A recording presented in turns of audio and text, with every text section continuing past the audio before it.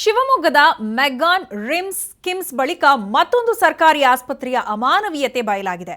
ಬೀದರ್ನ ಜನರಿನ ಬಡವರಿಗೆ ವರವಾಗಬೇಕಾಗಿದ್ದ ಜಿಲ್ಲಾಸ್ಪತ್ರೆ ಅವ್ಯವಸ್ಥೆಗಳ ಆಗರವಾಗಿದೆ. Operation theatre ಬಾಗಿಲು ಮುಚ್ಚಿ 3 ದಿನವಾಗಿದ್ದು ಹೆರಿಗೆಗೆ ಬರುವ ಗರ್ಭಿಣಿಯರು ಸೂಕ್ತ ಚಿಕಿತ್ಸೆ ಸಿಗದೆ ನರಕ ಯಾತನೆ ಅನುಭವಿಸುತ್ತಿದ್ದಾರೆ.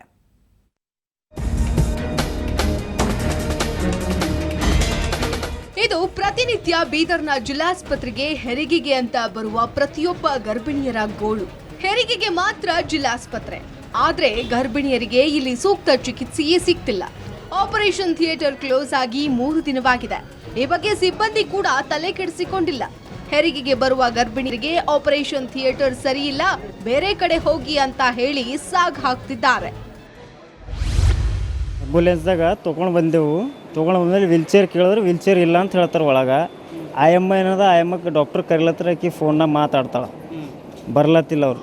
ಅಲ್ಲಿಂದ ಇಲ್ಲಿ ತನಕ ಮುಷ್ಕಿಲಿಂದ ತೊಗೊಂಡು ಬಂದೇವು ನಾವು ಪೇಷಂಟ್.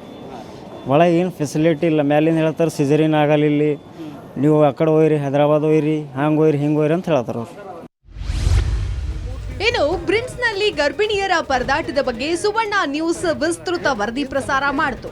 ವರದಿ ಪ್ರಸಾರವಾಗ್ತಾ ಇದ್ದಂತೆ ಎಚ್ಚೆತ್ತ ಜಿಲ್ಲಾಧಿಕಾರಿ ಕೂಡಲೇ ಜಿಲ್ಲಾಸ್ಪತ್ರೆಗೆ ಭೇಟಿ ನೀಡಿ ಪರಿಶೀಲಿಸಿದ್ರು. ಅಧಿಕಾರಿಗಳ ಜೊತೆ ಸಭೆ ನಡೆಸಿ 3 ದಿನದಲ್ಲಿ ಸಮಸ್ಯೆ ಪರಿಹರಿಸುವಂತೆ ಸೂಚನೆ ನೀಡಿದ್ರು. ನಾನು ನೋಡಿ ಗಾಬರಿ ಆಗಿಬಿಟ್ಟರೆ, ಅಷ್ಟು ಜನ ಇದ್ದಾರೆ ಅದರೊಳಗಡೆ. ಪೇಷಂಟ್ಗಳ ಕಥೆ ಏನಾಗಬೇಕು? ಇನ್ಫೆಕ್ಷನ್ಗಳಾದರೆ ಹೆಂಗಾಗುತ್ತೆ ಗೊತ್ತಾ? ಇನ್ಫೆಕ್ಷನ್ ಆಗೋದು ಕೂಡ ಬಾಂಬ್ ಹಾಕ್ದಂಗೆ.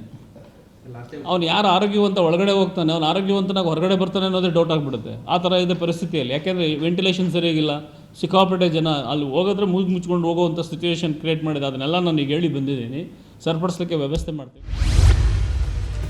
ಅಧಿಕಾರಿಗಳೇನೋ ಈ ರೀತಿ ಹೇಳ್ತಾರೆ, ಆದ್ರೆ ಆಪರೇಷನ್ ಥಿಯೇಟರ್ನಲ್ಲಿ ಸೋಂಕು ಹರಡಿದೆ ಅನ್ನೋ ಮಾತು ಕೂಡ ಕೇಳಿ ಬರ್ತಿದೆ.